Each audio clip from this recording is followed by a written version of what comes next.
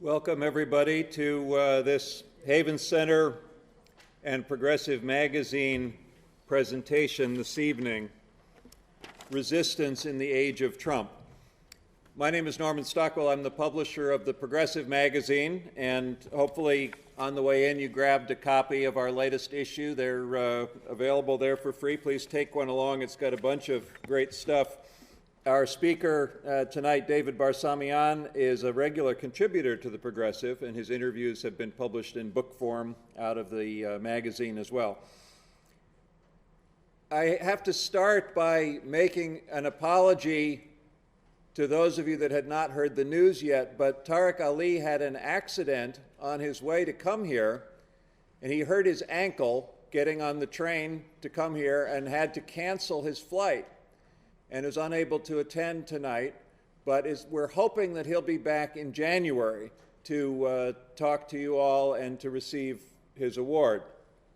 So that's the plan, and if you keep looking at havencenter.org on the internet, you'll be able to catch up with the plans for that. Speaking of the Haven Center, they have another great program coming up in just a few weeks, October 31st through November 2nd. David Bacon, longtime labor organizer and excellent photographer, is going to be here talking about what we might describe as the immigration side of what David will be talking about tonight, and the effects of the Trump administration on immigration in this country. David Bacon, also a regular contributor to the Progressive Magazine, and we had a wonderful spread of his photos a couple issues back. One other lecture that I should let you know about is coming up in November 9th. Kathy Kelly, world-renowned peace activist nominated for the Nobel Peace Prize. Kathy Kelly is going to be in Madison on November 9th, which is a Thursday night, speaking at Edgewood College. I don't have the room location here, but you can check that out on the Edgewood College website. Well, it's a great pleasure for me to be able to introduce our speaker tonight. David Barsamian has altered the independent media landscape, both with his weekly radio show, Alternative Radio, now in its 32nd year, and with his books with Noam Chomsky, Iqbal Ahmed, Howard Zinn, Tariq Ali, Richard Wolff, Arundhati Roy, and Edward Said. His forthcoming books are with Noam Chomsky and Arundhati Roy, and that Noam Chomsky book will be out next month. It's part of a series of 4 books, and this new one is on global discontents. David regularly lectures on world affairs, imperialism, capitalism, propaganda, and the media, the economic crisis, and global rebellions. He's the winner of the Media Education Award, the ACLU's Upton Sinclair Award for Independent Journalism, and the Cultural Freedom Fellowship from the Lannan Foundation. The Institute for Alternative Journalism named him one of its top 10 media heroes, and he's the recipient of the Lifetime Achievement Award from the Rocky Mountain Peace and Justice Center. I should also note that David was recently deported from India for his work on Kashmir and is still banned from traveling to the world's largest democracy. When I was last in Boulder, Colorado, visiting David in June of last year, we strolled down the Pearl Street Mall and I bought this hat, so I wore it in his honor tonight. Without further ado, and I also want to thank Brian Alberth, who's videotaping tonight's presentation, which will be available through the Haven Center website as well at a later date. So without further ado, I'd like to give a warm welcome to our guest tonight, David Barsamian.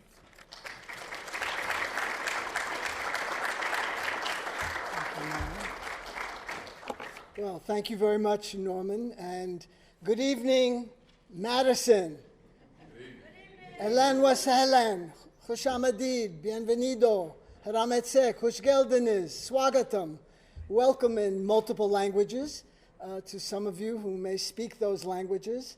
I'm not Tariq Ali, but I'm going to try and say or capture some of the things and interests that motivate him. And it's an odd situation because just last month I was to speak on a panel in Vancouver, and the featured speaker, who happens to be a very distinguished peace activist from India, had to cancel because he had a heart attack.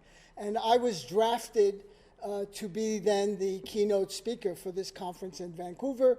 And again, alas, just a few days ago, Patrick and Norman contacted me to see if I could move from my position as the interlocutor with Tariq Ali to being actually the main speaker. Before I actually start, I want to hand out a sign-up sheet so that I can keep in touch with you and you can find out about alternative radio and what's happening. You heard about the new Chomsky book, the 11th in a series that we've been doing since the last 25 years or so. There is a condition, though, and that is please write clearly. Often when I get back to Boulder and look at some of these sheets, they're indecipherable. So just share your email. That's all I need.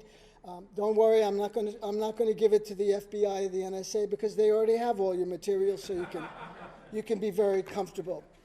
I'd like to kind of dedicate this lecture to the spirit of Howard Zinn, wonderful radical historian, author of A People's History of the United States, someone who was very close to Madison, who came here multiple times over his long career. Perhaps some of you, I can see, are even nodding, have heard Howard. And one of the things I learned from him, and I regard him as a mentor, is the use of humor in political discourse, that if people can lighten up a little bit, perhaps they're a bit more receptive to the kind of indulgence that people on the left often get into with gloom and doom. The end is near, comrades. It's worse than you think. Not exactly phrases that will win popularity contests, particularly with younger people. So I'm in the spirit of Howard Zinn. I'm going to introduce you to a certain news anchor of quite important reputation. Dun, dun, dun, dun, dun, dun, dun, dun. We interrupt this program from Madison, Wisconsin, to bring you this breaking news story from TIBC, the Truth in Broadcasting Corporation. From our world corporate headquarters in our secure, state-of-the-artless underground studios in Roswell, New Mexico, I'm Dick Veneer, your glib and banal anchor of Facade News. Facade News, the 24/7 newscast dedicated to keeping you in the dark. We go straight to the surface of a story and we stay there. No one can beat our in-shallow reporting. We are dedicated to the highest standards of journalism. We make things up as we go along, unencumbered by elitist concepts like facts and the truth. Our award-losing reporters are dedicated to giving you fake news all the time with a thorough and scrupulous disregard for facts. Our credos, unfair and unbalanced. We deceive, you believe. Ladies and gentlemen, an amazing story coming across our news desk at this very moment. President Trump, our exalted leader, has determined that 2 and 2 is 5. He told Facade News in an exclusive interview that after much soul-searching and consultations with his daughter and son-in-law, that he now concludes that long-held views of 2 and 2 is 4 are wrong. He described the process while playing golf as amazing and unbelievable. And he added, the people love the tremendous math that we are doing. Stay tuned for updates on this and other breaking stories right here on Facade News. I'm Dick Veneer, your still glib and banal anchor, and reminding you, believe our news or else. And now, back to our regularly scheduled program in Madison, Wisconsin.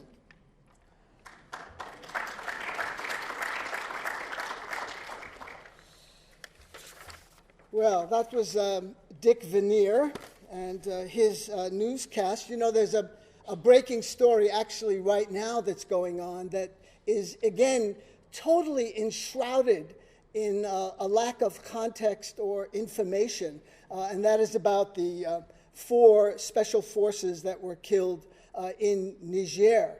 And of course, there's a big brouhaha about apologies. Were apologies made or not made? How were they made, etc. But what is completely left out of the discussion, particularly in the corporate media, is what are U.S. troops doing in Niger? What? You know, I challenge some of you to find Niger on the map. It's not Nigeria. That's another country in West Africa. It's a landlocked country with Algeria to the north, Nigeria to its south, and Libya to the northeast. And that's a key part of how the war, so-called endless war on terror, has extended into West Africa. It has a lot to do with U.S.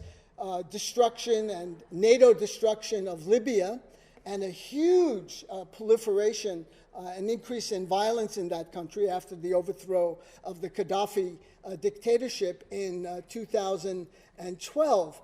And the country has basically split into 3 parts, and one offshoot, or one certainly regrettable aspect of that part of the war on terror, is that there's been a huge shipment of arms, Libyan arms, to Niger and to Nigeria. If you want to know how Boko Haram has flourished in Nigeria and has grown and expanded, it's largely through the capture of weapons resulting in the destruction of the Libyan state. Actions have consequences, and this is, of course, in 2012. Perhaps some of you know that we, the United States, I guess we should all stand when we do that, and not kneel, and pledge support for our country and its great leader, that the United States has now established a special military command for Africa based in Djibouti. So U.S. troops are in Mali, they're in Somalia, they're all over Western Africa, with hardly any discussion about this new chapter in the war on terrorism. Because I'm very tall, I'll pull up my shirt here so that you can see waging war, homeland security, fighting terrorism since 1492, with 4 historic Native American leaders being depicted there. I just spent some time with Roxanne Dunbar Ortiz, who's the author of An Indigenous People's History of the United States, kind of the companion volume to Zinn's A People's History of the United States. And she attaches great significance to what happened at Standing Rock in terms of building a resistance. Yes, it was a defeat in the end, but it was also a victory in the bringing together of several hundred Indian nations. I don't like to use the colonial term tribes. Several hundred Indian nations overcame their various internecine squabbles and differences and united around saving the land, saving the water. And so injecting that into the public discourse, that we have an obligation to Mother Nature, that Mother Nature needs to be nurtured and protected, and that indigenous people historically have had a long-term view in terms of protecting Mother Nature, is something that we can all internalize and perhaps reproduce in our own ways. So that struggle continues. It's not over. As I mentioned, I was in British Columbia just last month, and there, First Nations, that's what they call Native Americans in Canada, First Nations peoples are building small huts, cabins, along a proposed pipeline out from the tar sands in Alberta, pretty much straight through First Nations country, out to Vancouver Island, and from there supposedly to China. This is, of course, the filthiest carbon on Earth, what James Hansen, the distinguished NASA scientist, called a carbon time bomb if released. and would effectively be game over for the climate if in fact these tar sands are taken out of the ground. But there's a lot of pushback in Canada, and this is against Justin Trudeau, who is regarded as this bright new hope, but he too has certain political obligations to the oil, chemical, petrochemical industries in Canada, and he's going forward with this particular pipeline. Idle No More is the name of a group in Canada, largely First Nations. It was started in Saskatchewan, that are pushing back very, very hard on this particular issue. Now, Antonio Gramsci, who's one of my intellectual heroes, he said when a country, when a society is in decline, all kinds of morbid symptoms start appearing. And I was thinking about that recently when I found a couple of posters in Boulder, Colorado, which is a fairly liberal, progressive town, university town in the foothills of the Rockies, somewhat akin to Madison, maybe half the population. And I just found these posters.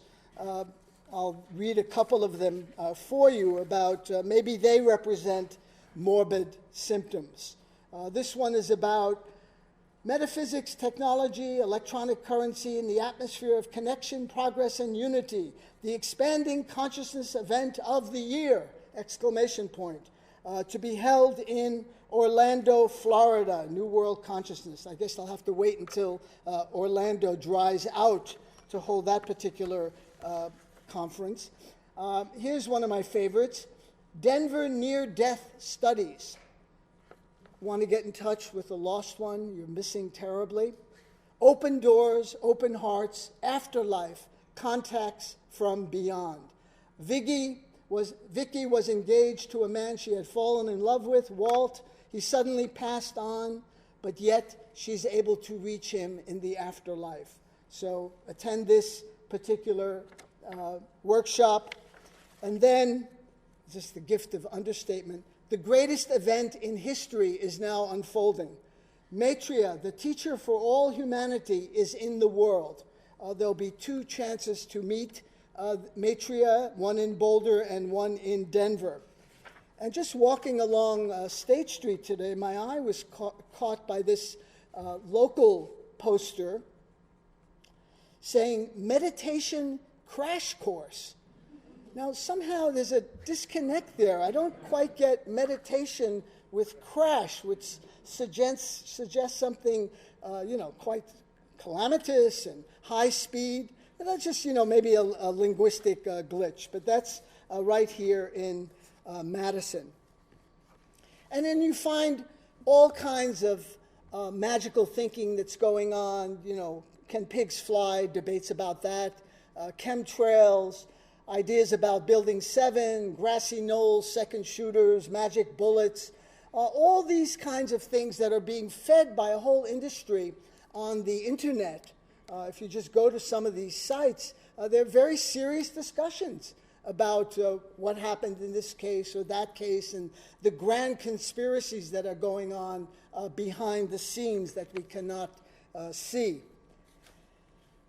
There was a very important book written in the 1980s by Neil Postman called Amusing Ourselves to Death. I'd like to read to you just this one paragraph. When a population becomes distracted by trivia, when cultural life is redefined as a perpetual round of entertainments, when serious public conversation becomes a form of baby talk, when, in short, a people become an audience and their public business a vaudeville act, then a nation finds itself at risk. And I think I can say with some confidence that in this time, in October of 2017, we are a nation at risk. We are led by people who believe in magical theories. For example, that carbon dioxide is not toxic. A nominee to the Environmental Protection Agency has just said that. Others who believe that coal is clean, doesn't represent any kind of threat to the environment and will not accelerate climate change. And just after, appointment after appointment, the most recent one is a guy named Mateer, who has compared reproductive rights for women to Nazi tactics of euthanasia, and killing people off who are not physically fit. Just an absurd claim, and he's being appointed to a federal court seat by Trump. There's much damage being done on this kind of lower level that we can't see of court appointments, and also to appointments as, this assistant secretary or this undersecretary in various government ministries. I think we cannot be, as Gore Vidal reminded us, the USA, the United States of amnesia. We have to retain our memories. We have to remember the past as an act of resistance. Because if we remember the past and know what's happened, we're able to protect ourselves and insulate ourselves from the dangers that we are now facing. As Chomsky once said, historical amnesia is dangerous not only because it undermines moral or intellectual integrity, but it lays the groundwork for further crimes. Now, I was very disturbed yesterday on my way in from the airport here in Madison to stop at the Abraham Lincoln Brigade Monument and to learn that it was vandalized in late September with swastika, comments about Trump rules, and other, very hurtful comments. This in the shadow of the oldest synagogue in Madison, if not in the state of Wisconsin. I believe it's called Gate of Heaven. Very, very disturbing that these are the kind of impulses always lurking in the American society, but that have erupted because of the election of Donald Trump and his enabling rhetoric and the people that he's surrounded himself with. You know, of course, of the America First campaign that he launched. It's really interesting. Speaking of America First, I have a little bit of knowledge of it, although I'm not old enough to remember it directly. But I'm from the Upper East Side in Manhattan, called Germantown. Now it's called Yorkville. And right up until actually after the outbreak of World War II, there were Nazi marches on East 86th Street. We lived on 87th Street. On East 86th Street, there were swastikas and Heil Hitler salutes and people marching up and down praising Germany. And as we speak, Richard Spencer, who is an openly avowed neo-Nazi, he's one of the leaders of what's called the alt-right movement. And if you want to look at something scary, look at their website. I don't think we should hide from what they're saying. We should hear what they're saying and confront them with it. It's very important. He may be speaking now at the University of Florida in Gainesville. The governor has declared an emergency. He's brought out the National Guard, a kind of, a really uber response to Spencer's presence. That, on the heels of Charlottesville, tells you something about what's happening around the country. And again, if you read these sites, InfoWars, Alex Jones, Red State, Conservative News, and the Bannon Breitbart News, and others, you'll see all kinds of hateful comments and a huge surge in anti-Jewish, slandering.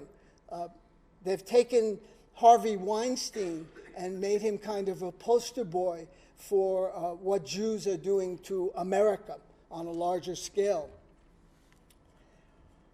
Well, America First does have a history, and it goes back to the 1930s, unbeknownst probably to Donald Trump, and that was a political movement led by Charles Lindbergh, arguably the most famous American of his generation. He flew to Paris on a solo flight in 1927.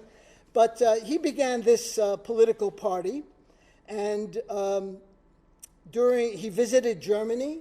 He was very impressed with its, I'm quoting here, for its organized vitality. I have never in my life been so conscious of a directed force.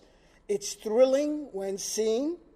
And then in November 1939, weeks after World War II broke out in Europe, he said that the West can have peace and security only so long as we band together to preserve that most priceless possession, our inheritance of European blood.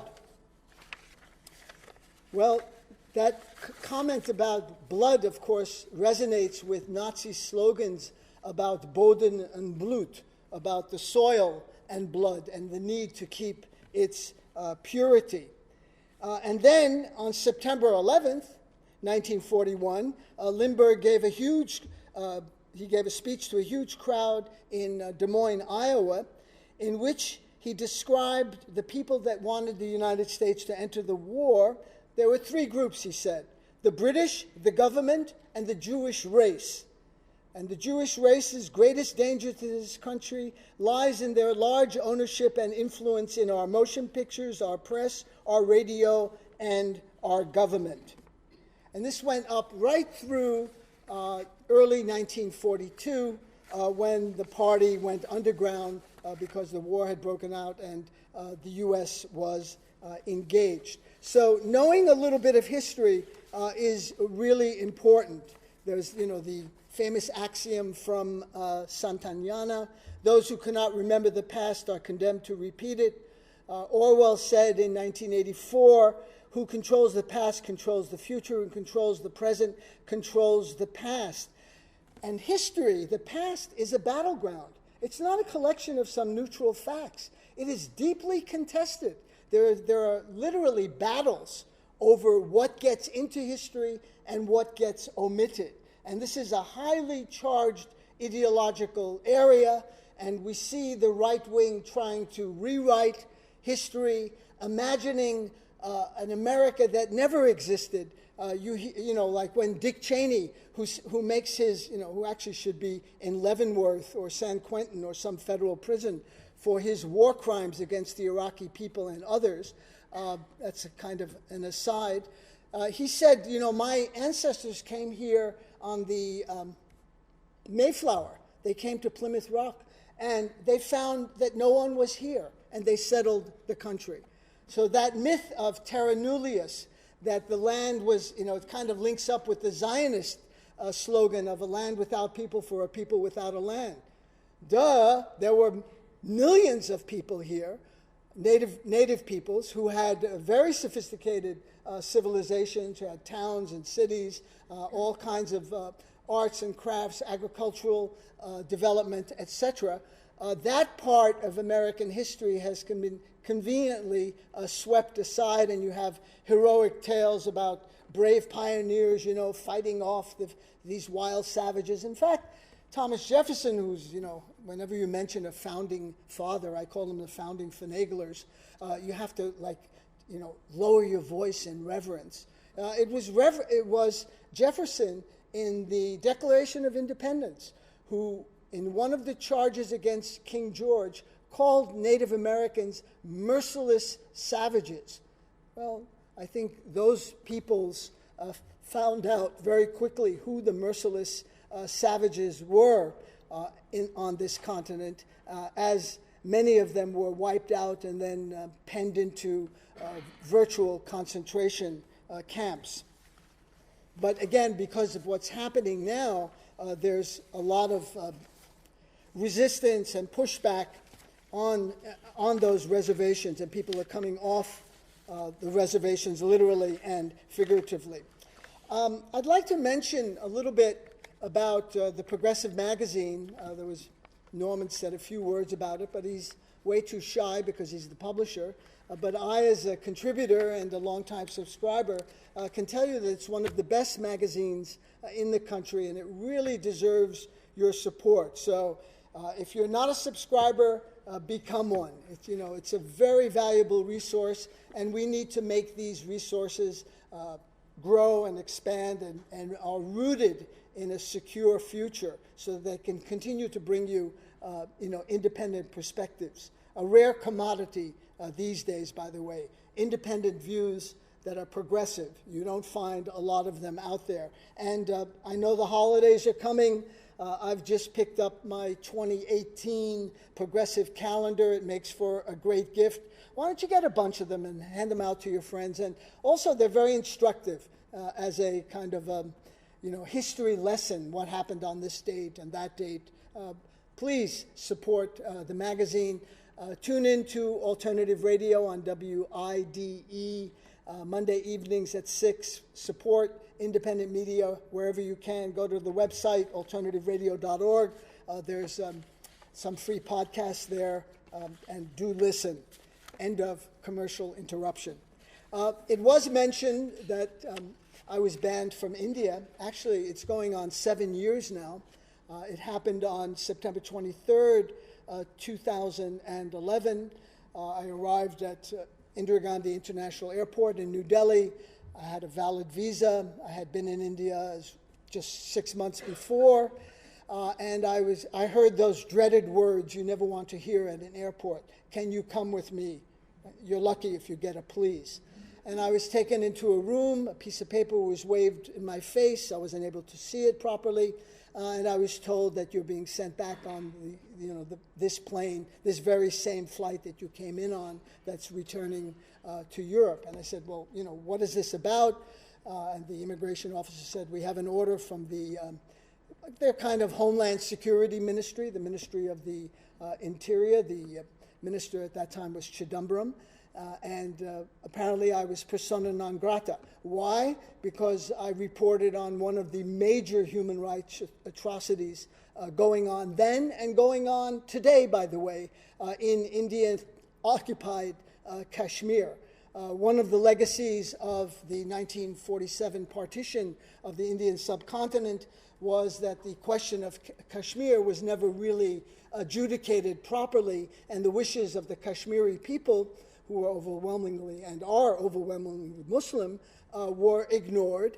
And the Maharaja, the king of the state of Kashmir, Jammu and Kashmir, opted to join the Indian Union against the wishes of the majority of his people.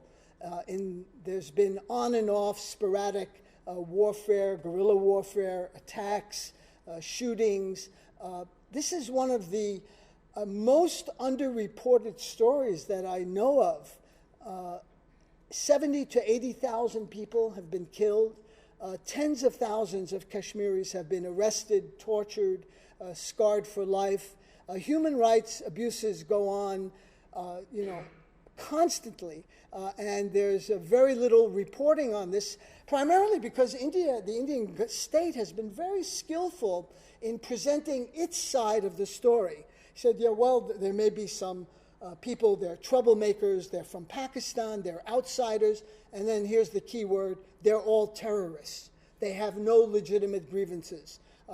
People here in Kashmir are happy, as Palestinians are happy under Israeli occupation, as other people, as the Rohingya, are happy under Burmese occupation in Myanmar, etc. This becomes the go-to word whenever states want to silence any kind of discussion or scrutiny. Just label the opposition as terrorists. And incidentally, our foremost newspaper, the New York Times, reported just a couple of days ago, and I'm paraphrasing here, the Indian government says that these were outside agitators causing trouble, and then the key line, Kashmiris say that they are subject to brutal Indian policies. So it becomes, if you're just reading this for the first time, it becomes an opinion of the Kashmiris, not a fact. They say, like Palestinians say that they're stopped at checkpoints and are, closely examined and brutalized or whatever. They say that, but other people say they don't do that. The Israelis welcome them with, fizzy water and croissants and eclairs and things like that. So there's two sides here. You don't know, which side is telling the truth. But India itself has won the propaganda campaign, particularly against Pakistan, in that they've presented the country as, everyone is practicing yoga and living in ashrams and are vegetarian and playing sitar and ragas deep into the night and are just, the land of Buddha and Gandhi. And that's always juxtaposed with neighboring Pakistan, which is a brutal dictatorship where the army has tremendous influence and control, and it's an Islamic state. India is a secular state. Well, things have changed in India. I don't know if you're keeping up with the stories, but this admiral that I substituted for in Vancouver last month, his name is Ram Das. He recently issued a cri de coeur to the president of India, who happens to be, his name is Ramnath Kovind. Ram Das was in the Indian military for almost 45 years. He retired as the Chief of Naval Staff in 1993, and he is a human rights and peace activist today. I'm just going to read a little bit from the letter that he wrote to the Indian president. Although the country has achieved a lot and made progress in certain areas, in many others we have remained backward and stuck in our age-old blind beliefs, regressive social mores, and in recent times have allowed the forces of religious hyper-nationalism to endanger the fundamental constitutional provisions and promises of a tolerant, equitable nation where there would be dignity for all and freedom of thought, speech, and expression. I fear our Constitution is under attack and faces grave threats from the forces that have been let loose. Our values and traditions, built and nurtured over seven decades, are today threatened as never before. The increased intolerance at all levels, the shocking assault and treatment of our minority communities, especially Muslims, the growing tendency to take law into their own hands by lynch mobs and go-rakshas. Go is cow in Hindi, a raksha is someone who protects the cow.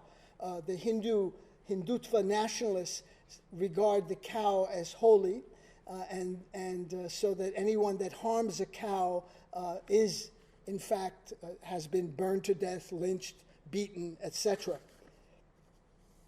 So he's worried, and the continuing impunity which Dalits, that's to say the untouchable community, and Adivasis, the original inhabitants of South Asia and the Indian subcontinent, they and their women are targets of physical, sexual, and verbal abuse and the attacks that bring no credit to our heritage and tradition.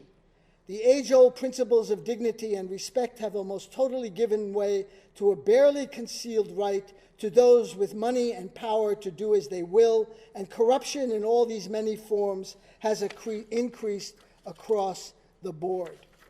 Now, what are these forces that have been unleashed that Admiral Ram Das has talked about? And this gives you some context for what's going on in our country, the rise of right-wing power. In 2014, the BJP, which is the acronym Bharatiya Janata Party, the Indian People's Party, a Hindutva political organization, that's to say hyper-Hindu nationalist organization, swept into power.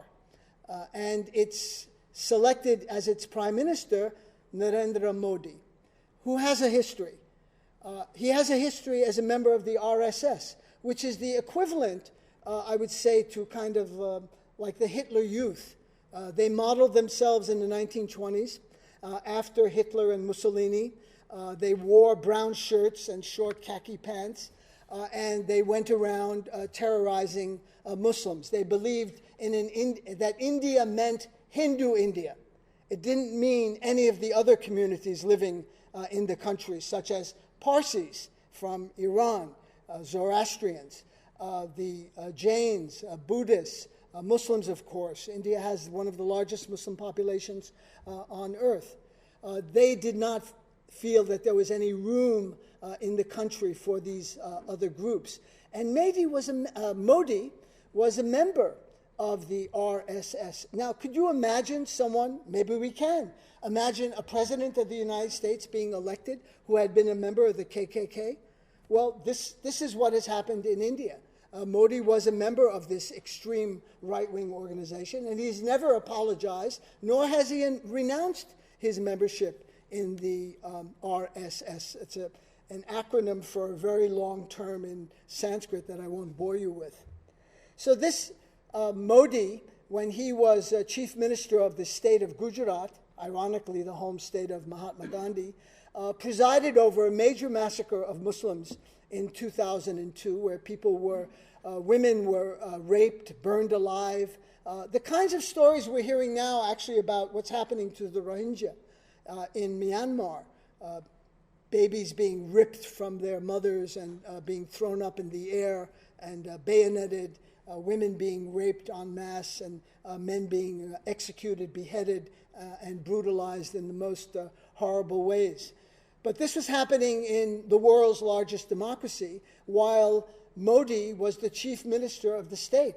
Now, we know from testimony from survivors and others that the Hindu mobs went from house to house, from store to store, and knew exactly which ones were Muslim and which ones were Hindu. So remarkably, the Hindu stores and shops and apartments and houses were not damaged, and all the Muslim houses and apartments and stores were attacked, vandalized, and the people driven from them. That could only have happened with state connivance. They had the printout sheets of where the people were and what their names were. And so when Modi claimed at the time that he didn't know what was going on, either he's a bald-faced liar or he's incredibly incompetent. And the United States government, under that radical leftist George W. Bush, in 2005, actually banned Modi from visiting the United States. He wanted to come. He was being invited by some right-wing Hindu groups here in the U.S., and the State Department, under Bush, would not issue him a visa because of his involvement in the massacre of Muslims just a few years before. Now he was welcomed by Donald Trump. They embraced, almost kissed. They gave bear hugs, and Trump declared that India was a strategic partner. Arms deals were signed. That, of course, is, I think, the main criterion for U.S. policymakers to describe an ally is the extent of the military contracts that they get. So India is now one of the largest procurers of U.S. weapons,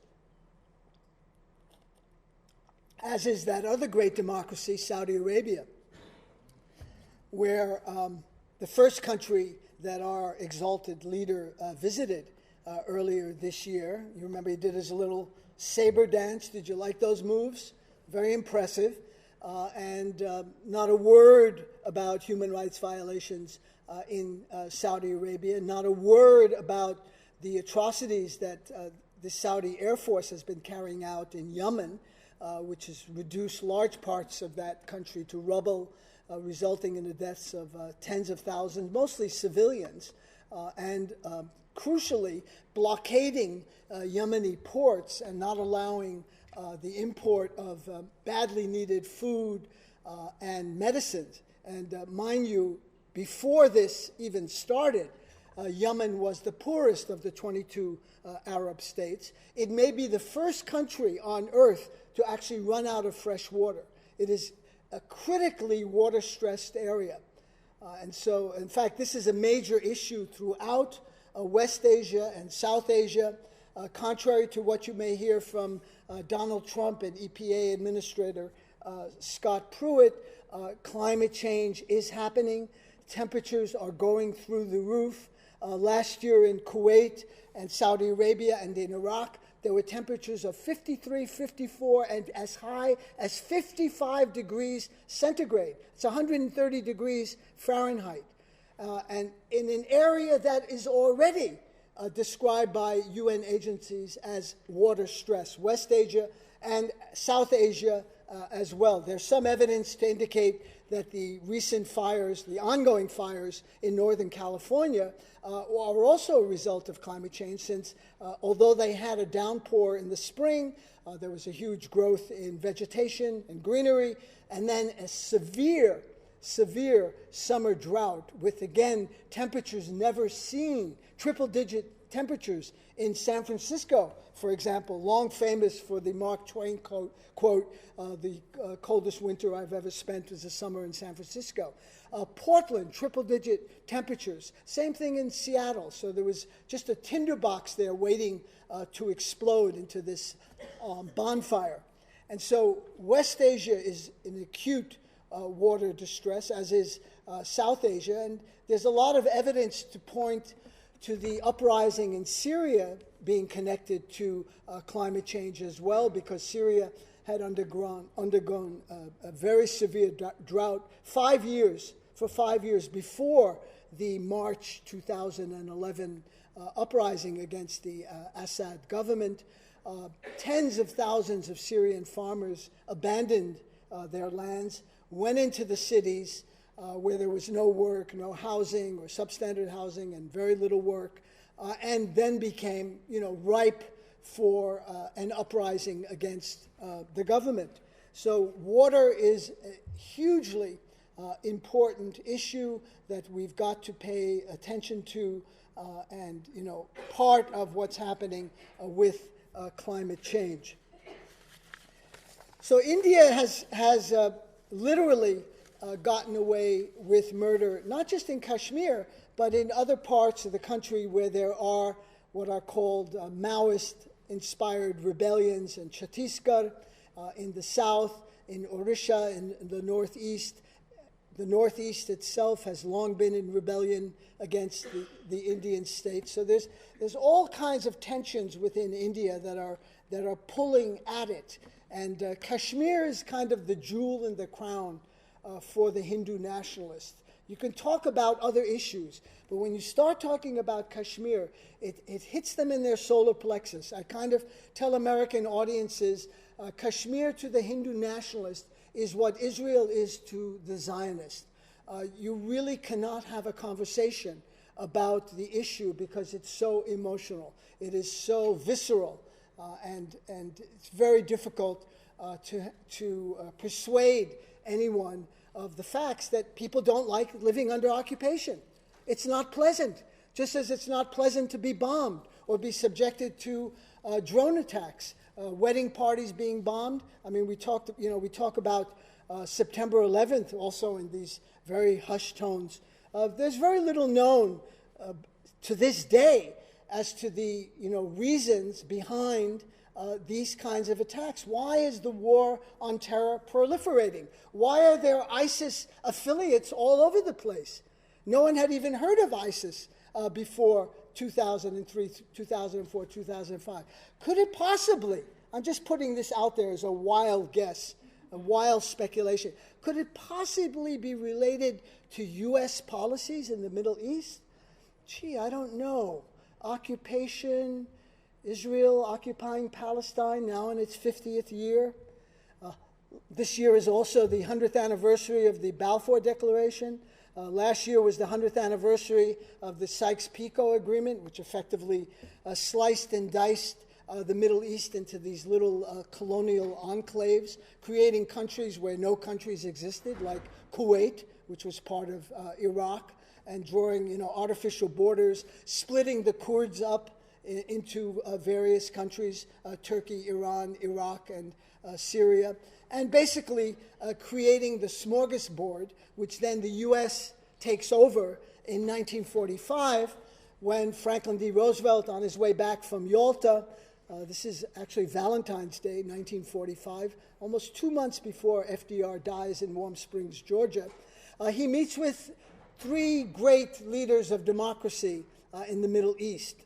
Ibn Saud of Saudi Arabia, King Farouk of Egypt, and Emperor Haile Selassie of Ethiopia. I'm just going to talk about the meeting with Saud because that relates to what's going on today. At this meeting, Roosevelt made a deal with Ibn Saud to protect the kingdom militarily in exchange for unimpeded U.S. corporate access to Saudi oil fields. Cut the British and the French out. It's all going to be a U.S.-Saudi arrangement. And that was the devil's bargain that was struck on the USS Quincy, destroyer in the Suez Canal in 1945. Roosevelt made a gift of a plane to Ibn Saud, and Ibn Saud gave a scimitar, loaded with diamonds and precious jewels. But that's been kind of one of the informing aspects of U.S. foreign policy. Mind you, this is 3 years before the creation of the State of Israel. So there was already a tremendous U.S. investment in the Middle East, and particularly focused, of course, on the oil fields, which we regarded as ours. It may be under the soil of these countries, but in fact they belong to us. Mohammad Mossadegh in Iran, when he was overthrown by the CIA in 1953, destroying democracy in that country and bringing back the Shah and having 26 years of tyrannical rule under the Shah, the creation of the Sevak and the police state. Mohammad Mossadegh was probably quite a problematic figure. He had been educated at the Sorbonne. I don't think I have to say anything more. French education, must be thinking very rationally. And he had funny ideas that Iranian oil should benefit the people of Iran rather than the Anglo-Iranian Oil Corporation, where all the profits were going to London. They weren't going to benefit the Iranian people. Imagine that, Iranian oil belonging to the Iranian people. So for his forthright stand, and he nationalized oil, the CIA launched its first and maybe most successful Operation Ajax, led by Kermit Roosevelt, a grandson of Theodore Roosevelt and a cousin of FDR. He was the CIA leader of that CIA coup, and that overthrew democracy in Iran, and later was described in a CIA report as a classic example of blowback, the unintended consequences of U.S. foreign policy. Throwing out Mossadegh and democracy and bringing the Shah back and putting him on the peacock throne would lead to tremendous animosity and hostility toward the United States. By the way, right now Iran is, again in the news because Donald Trump wants to decertify it. He wants to get out of that agreement, just as he got out of the Paris Accord. Iran is an old civilization. I've been there multiple times. I've done a book called Targeting Iran. I was last there this year, actually, a year ago this month or so. Since I've returned to the United States, I've been stopped at almost every airport checkpoint I go through for what is called secondary screening. And why? Because I went to Iran. And the questions are the same over and over again. Why did you go? Where did you go? Who did you talk to? Where did you stay? Etc. I talked to an immigration lawyer about this. They're just saying they're just waiting for you to make a mistake, and tell them a different name of a hotel than the one you actually told them, because they've got all of this in their computer. So it's just another example of trying to muzzle the press. I went to Iran as a reporter to cover issues that were going on there, to talk to Iranians and see, in terms of the Rouhani government, was he popular, unpopular? What is the actual power of the mullahs? What about the Revolutionary Guards and their influence? So I was doing my job, but apparently doing your job is not enough and this is under Obama, by the way, not under Trump, because I came back at the end of September 2016, and that's when I was detained the first time. So the airports, as I unfortunately like to say, are scareports for me. They're areas of tension and anxiety. I'm flying out tomorrow from Madison. I hope there'll be nothing you'll read about in the Capital Times or here on WART or WIDE.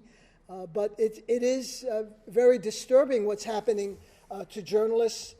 Again, going back to India, a wonderfully independent, iconic journalist, Gauri Lankesh. She had a weekly magazine, a patrika, in the Kannada language, which is the official language of the South Indian state of Bangalore, Karnataka. The capital is Bangalore. She was murdered in front of her house a few weeks ago. The 23rd Indian journalist to be murdered in recent times. This is in the world's largest democracy. And just on this past Monday, a very distinguished and honorable journalist was murdered in Malta. Unfortunately, I don't have her name, but she was investigating corruption, exposing corruption in that tiny island state. She was murdered. So there's enormous attacks on journalism coming from the highest levels of government, from Washington. When Trump denounces the media as the enemy of the people, that has a resonance. It has a redolence of words enunciated by Joseph Goebbels, Hitler's minister of propaganda, identifying the Jews and other communists as the enemy of the German people. So it's a very loaded and dangerous phrase to be tossing around. And just the other day, our exalted leader said he was disgusted by the press here. They write whatever they want.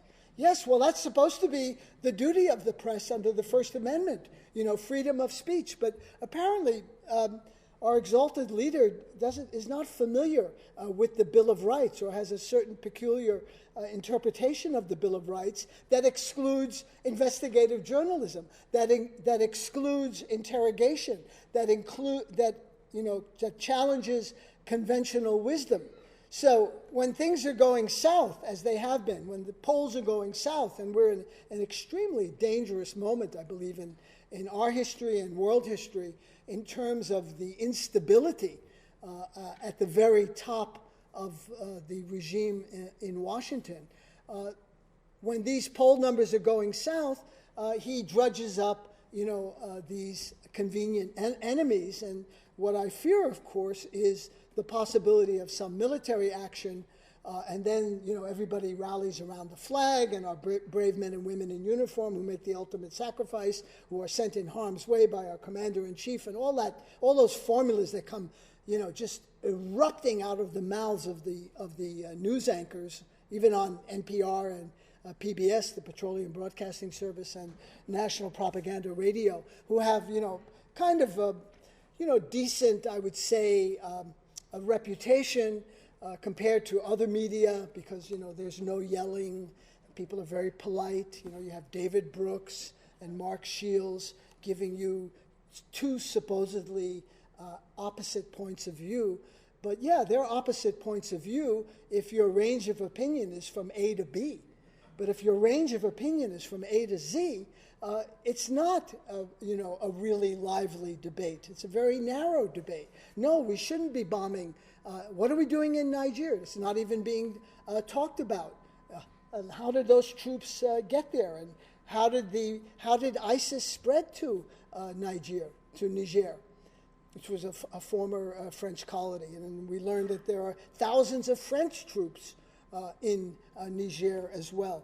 So I think, to get back to Modi and some other issues, and to Donald Trump, it's part of what we see now of a shift to the right at the very top. Trump here, the election of Sebastian Kurz in Austria, an extreme right-wing candidate who's now probably become Chancellor of Austria. There's Urban in Hungary, there's Duda in Poland, there's Erdogan. How could I forget him, being an Armenian whose parents, were thrown out of Turkey and, came to the U.S. with just the clothes on their back. Erdogan in Turkey, it's part of a pattern. Sisi in Egypt, of more and more right-wing assertion, more and more right-wing aggression in the political sphere. And it's interesting that they're not coming to power, except for Sisi, out of the barrel of the gun. They're using the ballot box. So in France, for example, Marine Le Pen got 35% of the vote. This is La France, okay? The home of liberty, fraternité, égalité. This was almost 3 times the number of votes her father ever got, Jean-Marie Le Pen.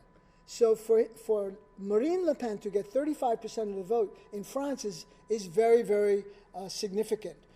There's the Brexit vote in England, the Catalan vote to leave Spain. All of these things are going on right now, I think in the shadow of the collapse of neoliberalism. This economic doctrine, which was promising prosperity for all and a better life, it hasn't delivered, and there's been a huge backlash in a lot of these countries. Accompanying that backlash, of course, are demagogues who are only too willing to scapegoat minorities and others as the cause for their stagnant incomes or their falling wages, rising tuitions at public universities in Europe that used to be free, and things like that. So a huge surge in Islamophobia in this country and other countries around the world, scapegoating, anti-immigration feeling, anti-Mexican feeling, all of that going on, whipped up by demagogues. Now, it's not the first time it's happened, and again, knowing a little history, I think, is important. And actually, you can learn a lot from reading fiction. For example, about India, if you want to know about patriarchy and the caste system, read The God of Small Things. It's all there in Arundhati Roy's brilliant masterpiece. If you want to understand American fascism, read All the King's Men by Robert Penn Warren, which is kind of the fictional depiction of Huey Long of Louisiana, a demagogue who was promising a lot to to the voters of Louisiana, and ultimately he was going to challenge Roosevelt in the 1936 election, but was assassinated in 1935. You can read Sinclair Lewis's It Can't Happen Here, about what happens to a democracy that gets undermined, that gets eroded from within, and where charlatans are able to ride to power on the backs of immigrants and this wild kind of promises and sloganeering. There's, right now, the number one book on Amazon is 1984, followed by Margaret Atwood's Tour de Force, The Handmaid's Tale, which is also a popular Hulu TV series. You might want to check that out. So there's lots of examples, there's lots of manifestations in art, in poetry, in literature of some of the things that I talk about. And I think art is very, very important to broaden our horizons, while also allowing us to enjoy the pure beauty of the word, how artists are able to craft beautiful sentences and project their imagery. Orwell's 1984 is well worth reading again, as is Aldous Huxley, Brave New World. They have a kind of opposite point of view. In Orwell's view, in a totalitarian state, people are held in check by the threat of the gun, with the boot on your neck. And in Huxley's world, this is what Neil Postman talks about in Amusing Ourselves to Death. In Huxley's world, we censor ourselves because we're so bogged down with trivia and distractions and the latest Kardashian divorce, or, is George Clooney leaving his wife, and this scandal and that scandal, and sorry about Aaron Rodgers' broken collarbone. Will the Packers be able to bounce back and get into the playoffs? Getting into those kinds of realms and ignoring important public issues. Now, Madison has a history of engagement, of confrontation, of being out there. And I'm telling people to get off of Facebook, as many of you have, and into the face of these legislators, into the face of these representatives, and turning up the heat in the streets so that the creeps in the suites will melt, who will fear us. There is nothing that scares them more than popular reaction, than rebellion. And that's why you've seen them cut back on their town hall meetings and having very orchestrated kinds of events, because people are out there and people are angry with what's going on. And so there's been a huge surge in activism, the growth of Indivisibility, Black Lives Matter, other organizations all across the country. And speaking of poetry and art, and the great revolutionary Emma Goldman told us that art has the power to make ideas felt. Art has the power to make ideas felt. This is a poem that I actually learned from the Progressive magazine, from its former publisher, Matt Rothschild. He brought this to my attention. It's called September 1st, 1939. It was written by W.H. Auden. It was the beginning of World War II. German troops crossed into Poland on this date. And Auden writes, "I sit in one of the dives on 52nd Street," this is in New York, "uncertain and afraid as the clever hopes expire. Of a low, dishonest decade, waves of anger and fear circulate over the bright and darkened lands of the earth. All I have is a voice to undo the folded lie. Defenseless under the night, our world in stupor lies, yet dotted everywhere, ironic points of light flash out wherever the just exchange their messages. May I compose like them of eros and of dust, beleaguered by the same negation and despair, show an affirming flame."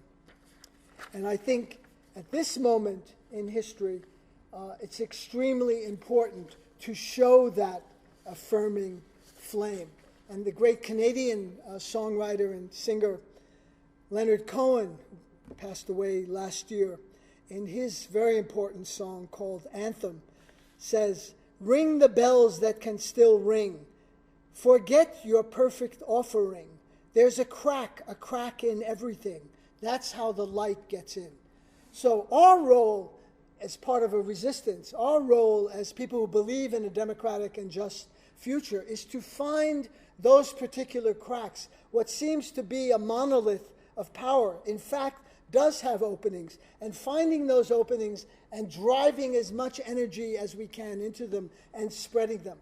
Are they perfect, as Cohen says? Indeed, they're not. They are not perfect. And one of the things we have to overcome is our own internal sectarianism, where, I can't talk to him because, he was against Trotsky, or this person, thought Stalin was right. Forget those old arguments. People are not interested in those things anymore. We have to find common ground. And I think with the attack on Mother Nature, with the attack on the earth, with the destruction of our planet, this pale blue dot in the universe that Carl Sagan called planet Earth, that should be a unifying figure. That's not a left-right issue if you think about it. Do you want your children to breathe healthy air? Do you want them to go to a park that's clean, that's not polluted? Do you want them to drink clean water, eat healthy food? Of course you do. No sane parent would want otherwise. So that's an issue that I think we can push forward on in a very hard way, and it's starting to happen with the growth of all of these different eco-organizations. Are we going to have questions? So that's a hint to wind up. Okay. I'm sorry I went on a little bit longer. I want to close with Frederick Douglass from the West India Emancipation speech he gave on August 4th, 1857. "If there's no struggle, there is no progress. Those who profess to favor freedom, yet deprecate agitation, are men who want crops," should say men and women, who want crops without plowing the ground. They want rain without thunder and lightning. They want the ocean without the roar of its mighty waters. The struggle may be a moral one, or it may be a physical one, or it may be both moral and physical, but it must be a struggle. Power concedes nothing without a demand. It never has, and it never will. And another poem very quickly from one of my favorite contemporary poets, Marge Piercy. I like her book called The Low Road. I've often used that poem. The moon is always female. But this is another poem she wrote recently for the Monthly Review called We Give Up Far Too Easily. Why do people get so discouraged about political action? You take vitamin pills and imagine that they do something. You don't say, I'll never wash dishes again because they'll just get dirty. We all mumble silly prayers into the air. Oh, please don't let me miss the plane. Oh, please let him call me back. Inaction certainly will work fine for the overlords who own our work. Inaction will certainly work fine for the overlords who own our work, control our lives. Consider us collateral loss in their grand schemes. They only fear masses in motion. A little at a time is the way forward, an unending dance, 2 steps forward and 1.5 back. Sitting on your ass too long makes you one. Thank you very much.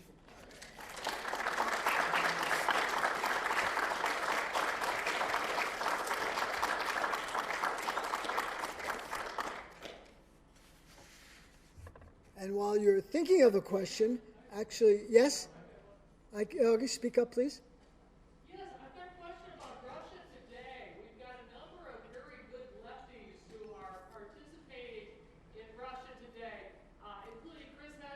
Yeah. We've got Tom Hartman over there, Ed Schultz. There are people like Jesse Ventura too, whatever, conspiracy mongers.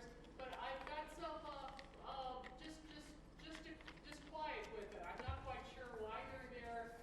You know the background of the radio world and the TV world, and why are they planting their feet in that terrain? Well, in terms of Chris Hedges, I would never call him a conspiracy theory. Quite the opposite.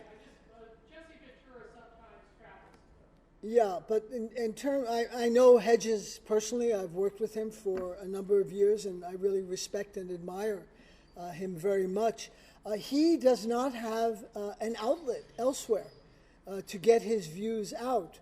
So as far as I know, he has not been censored in any way on RT or has been interfered with by the editors there. In terms of the other voices that are on there, you mentioned Tom Hartman. He has a show on a lot of community radio stations and commercial stations as well here in the U.S. I don't know what motivates him except trying to reach a larger audience. I don't know, do people watch RT? I barely watched it myself. Any comments from people here? Do you think it's credible? Incredible? Partly credible. All right. Yes and yes. Okay.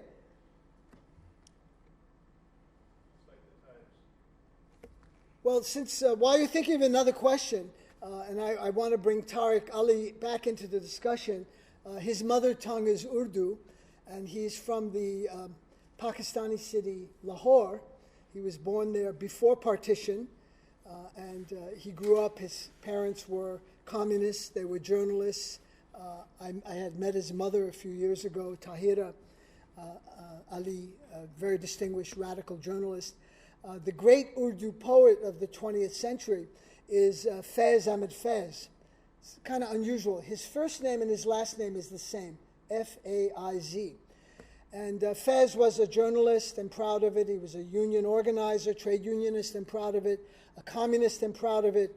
Had been, served time in Pakistani jails when U.S.-supported military juntas were running the country, like Ayub Khan in the 1950s and others, Zia ul-Haq. And his greatest poem is called Bowl. So you're going to learn a word, not just in Urdu, but a word in Hindi as well. It's the imperative, speak.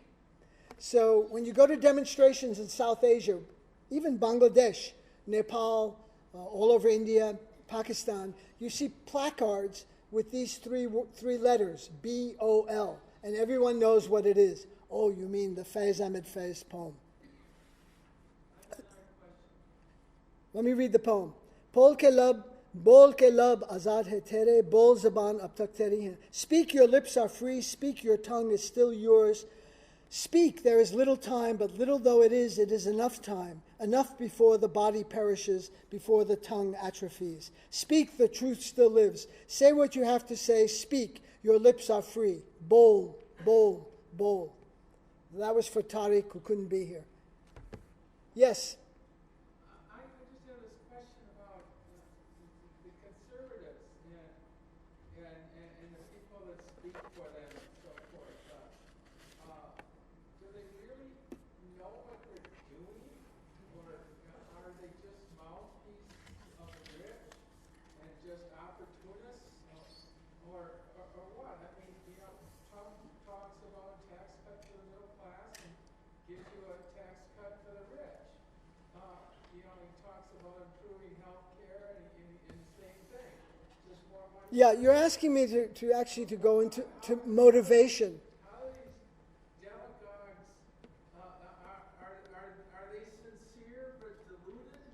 Or how do they reach such conclusions that they think that they're doing something good? Well, this has been part, the right wing has a long history in this country, and it's gone through various permutations, and this particular one is being funded by the likes of the Koch brothers and Rebecca and Robert Mercer and Sheldon Adelson and other billionaires who have a certain vision of the country. It's very much based on James Buchanan and this idea of libertarian economics. There should be no taxes. The market should decide everything. There should be no government intervention or regulation of any sort. All of these things, in their view, compromises real democracy. So it's not by accident. These gazillionaires have created propaganda machines, the think tanks, the Heritage Foundation, the SCAFE Foundation, Middle East institutes, the Near East policy on Middle East studies. All these right-wing, Washington-based DC foundations and think tanks have access to the media, have created media. Fox is one example. Talk radio, AM radio, Limbaugh and all of his imitators now. Since then, they've reached a lot of people with their constant messaging. Constant. It's like an electronic Nuremberg rally. You repeat over and over again, that build the wall, jail, not jail, Hillary, lock her up, and drain the swamp. Repeated over and over again. And it has an effect, but I think, you're seeing now people waking up from dormancy and fighting back, and that's very encouraging. But as to their motivation, I think they want power, they want money. Whether they're sincere or really believe what they're doing, I can't answer a question like that. You're going to motivation and inner feelings. Who knows? Maybe they're total hypocrites. Maybe they're left-wingers in disguise, but they're doing this for short-term profit. I don't think it's useful to speculate in that area. We have the evidence of what they're doing in front of us. Sir. Yeah, my question is about the Middle East. So you touched upon how Western powers like America and Britain have had a long-standing policy of supporting authoritarian regimes like the Saud regime in Saudi Arabia, or reinstating the Shah in Iran instead of supporting Arab nationalists who would rather see profits from oil go to developing their own countries. Do you think that Western support and prominence of these authoritarian regimes who suppress free speech and mandate that their population subscribe to Islam is the reason why what may have started off to be fights for democracy recently in the Middle East have turned into, let's say, the Muslim Brotherhood in power in yeah, that's pretty much it. Why can't the Middle East why can't the Middle East form a democratic governing structure? Well, U.S. policy has been militating against that, not just this year, but historically, going way back to 1945, making agreements with potentates, with emirs and sheikhs, and other undemocratic rulers like Hosni Mubarak in Egypt, who ruled that country longer than anyone since Ramses II. And he was declared by Hillary Clinton to be, the greatest force for democracy in that country. So this was all part of the anti-communist hysteria, post-World War II as well. Arab nationalists were depicted as, being pawns of Moscow, and they had to be resisted. And so there was an embrace of right-wing fundamentalist groups. I mean, that goes right up to the Mujahideen in Pakistan and Afghanistan in the 1980s, where extreme fundamentalists, homicidal maniacs, and drug traffickers were recruited by the U.S. To fight the Great Jihad against the Soviets in Afghanistan. The consequences of that action and intervention resonate today and are still with us and explain partly what's happened in various parts of South Asia and West Asia. And so, for example, Iran, when the U.S. was strongly supporting the Shah between 1953, when he was reinstated, up until his fall in 1959. There was no secular opposition was crushed. The communists, leftists, trade union organizers, intellectuals were either executed or exiled or imprisoned for years on end. The only group that was allowed to function literally were the fundamentalists. In the case of Egypt, the Muslim Brotherhood. And so that crushing of a secular opposition left only one really challenge to state power, and that was the Muslim Brotherhood. But the role here of the U.S., I don't want to excuse the responsibility of Arab states for their own destiny.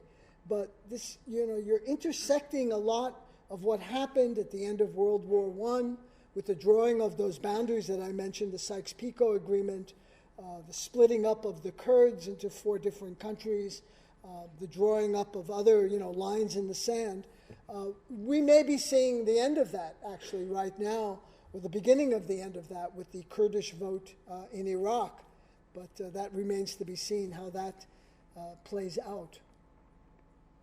But it's been the fear of communism that drove U.S. policy to embrace Muslim fundamentalists who were anti-communist, because communism was seen as tantamount to atheism, thus had no legitimacy among that particular sector of opinion. But Sisi in Egypt is one of the worst of the lot. The situation in that country is, extremely bad. There's still many, many people being imprisoned, human rights basically brushed aside, and warmly embraced by Trump as a great leader.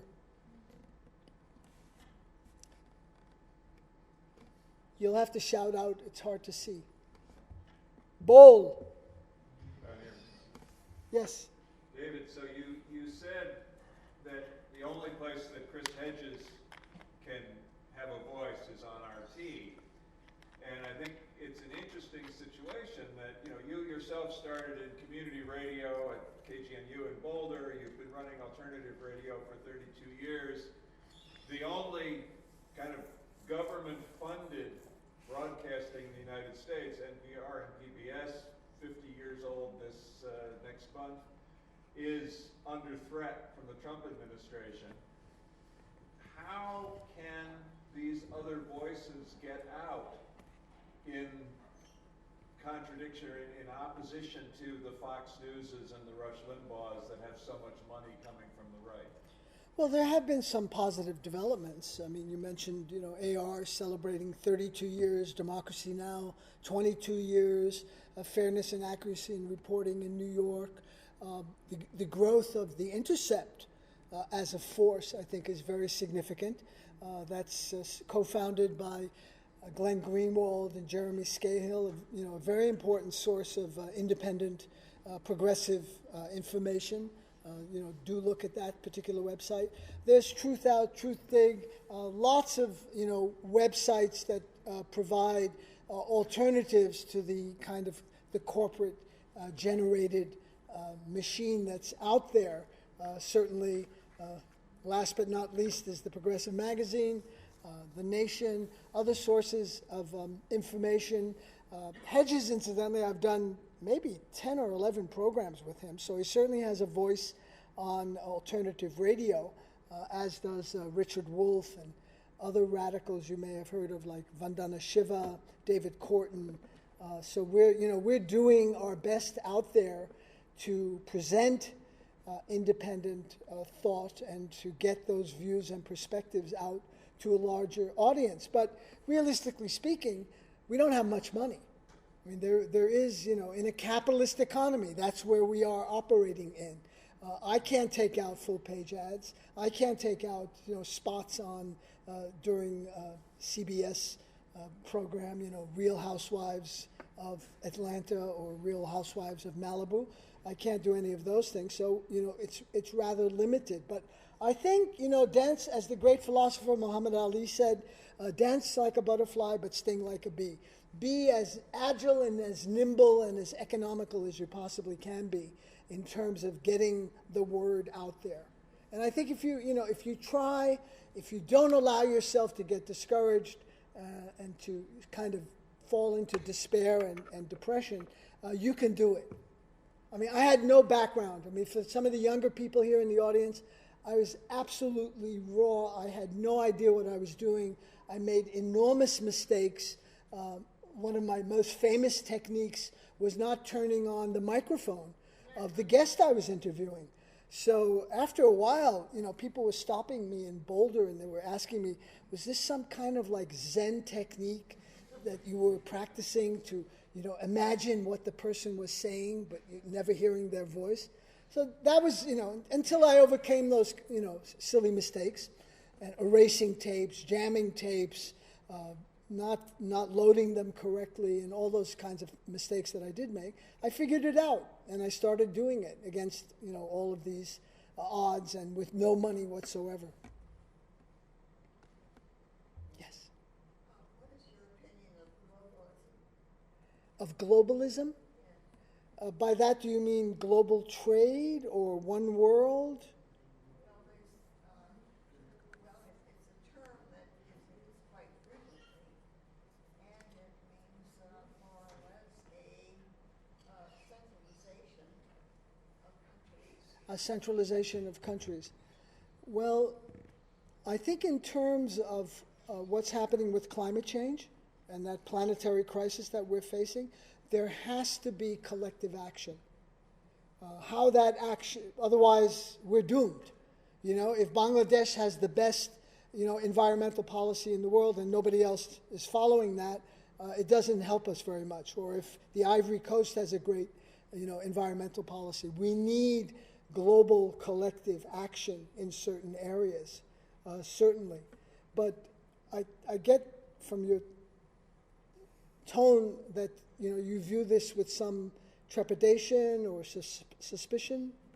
To a degree, I mean, there is a book out on globalization versus, maybe it's capitalism. I don't know, because capitalism has taken over completely.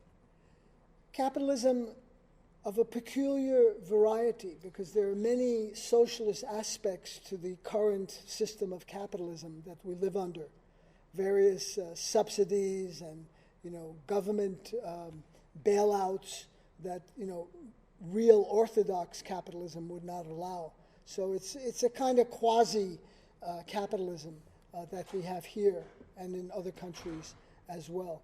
But I'm not too worried about that in terms of loss of sovereignty, because I think that's an overblown issue. We have to think of ourselves as planetary citizens, not just as members of particular tribes. So, you know, they're Canadians, we're Americans, never the twain shall meet. You know, I think overcoming that is something we could, you know, strive for. Yes? Everyone knows that the religious right in America is a very large component of the political scene nowadays. And there's a polarity, generally speaking, not 100% by any means, but generally speaking, a polarity between the progressive thought and movement and so on, and the religious right. What hope is there for a genuine dialogue in the spirit of conversation between the two? What hope is there for a spirited conversation between the religious right and everybody else? Okay, progressives, good. Okay, so what are the possibilities? Well, I think, first of all, we have to go where people are, not where we want them to be. So would I like people to be familiar with Gramsci? Of course. Would I like them to be familiar with alternative radio and the work I do, or the Progressive Magazine? Of course, but you know, most people are not there. So we have to go where people are, and we have to find a voice that's not condescending, that's not pedantic, that is straightforward, and that is fact-driven. Now, there are certain elements, and I've met them, you know, Colorado Springs is not very far from Boulder, which is kind of like a center of Christian fundamentalism, certainly in the Rocky Mountain region, focus on the families there and other evangelical churches that have moved to Colorado and specifically to that community. There are some people that simply will not hear facts, that are not interested or cannot hear rational arguments. And so I think at some point, and you know, I think we all experience this, maybe with family members or friends, you know, you try, but after a point, I think you have to make an editorial decision, you know, and cut and say, you know, I've tried, you know, and I've done my best, but, you know, maybe you should read Philip Roth's novel, The Plot Against America, and, you know, understand what's going on in the country today with the rise of neo-Nazism and extreme thinking, and the rise of authoritarian rule and totalitarian trajectories that are pretty evident in various sectors as well, with all the surveillance. So I would try, but you know, people who believe that 2 and 2 is 5 are very hard to, it's very hard to unconvince them of that. So you try and move on. Thank you. That's a good answer. Thank you.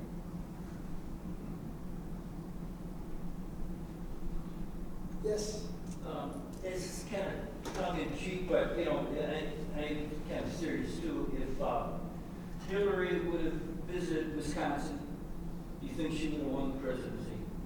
If Hillary would have visited Wisconsin, would she have won the presidency? I can't say. I don't know, you know, the politics here well enough.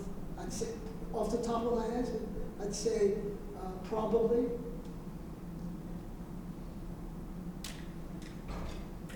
Sir. Have you perceived, as I have in the past 2 years, the New York Times hatred for Jeremy Corbyn? And if so, help me understand that. Is that an example of the range of opinion allowed between A and B versus A and C? Precisely.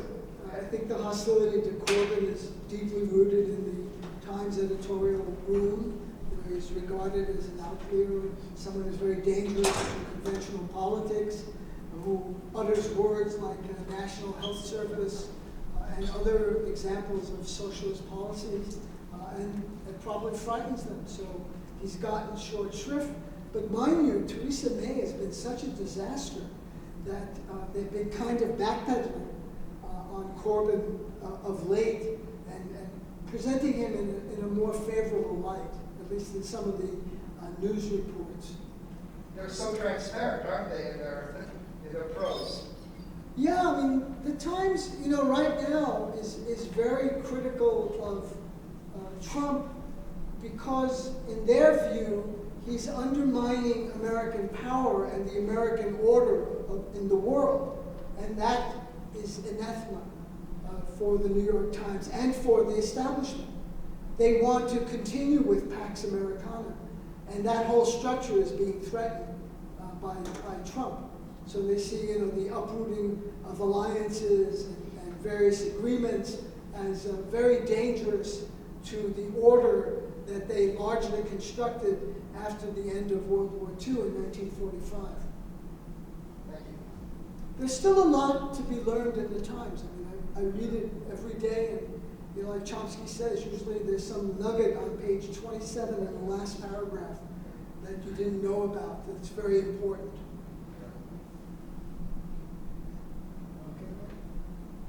Yes, thank you all very much for coming, and take care. Don't despair, Carol.